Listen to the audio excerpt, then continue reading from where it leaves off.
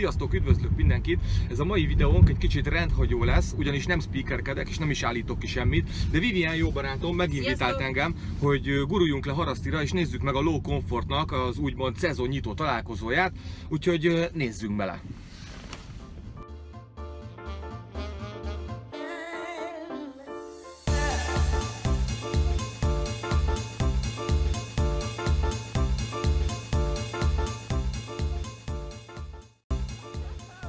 És ugye, ahogy már mondtam, Low Comfort találkozó, Dunaharaszti parkoló, és mellettem az ötletgazda. Szia, Zima vagyok. Szia, Norbi, azaz Hennessy. Norbi, azaz Hennessy, mindenki csak így ismeri.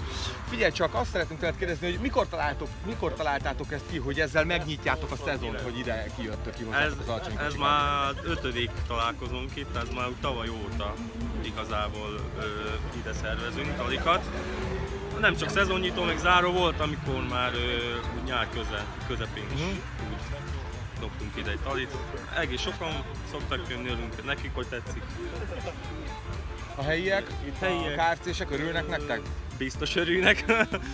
Főleg, hogy amikor néha az ajtón kívül áll a sor, hogy mennének kajálni, úgyhogy biztos örülnek.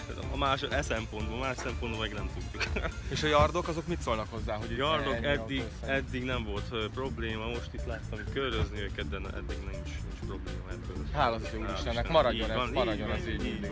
Hát akik normális az ember, akkor már nincs baj, azt mondom. Ennyi, tök király. Köszönöm szépen, hogy rendelkezésre álltál. Ciao, ciao. Hello.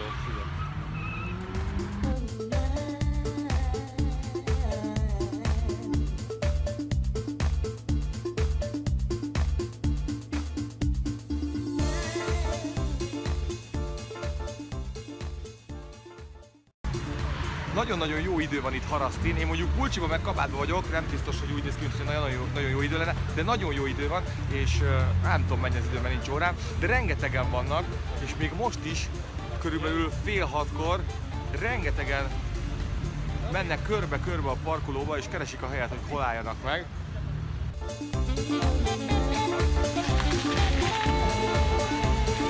Megy a rutin.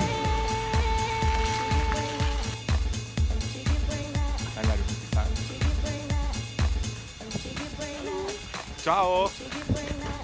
Sziasztok! Egy gyors köszönésre mindenféleképpen oda kellett ugranunk. Mutatnám akkor itt ezt a sort.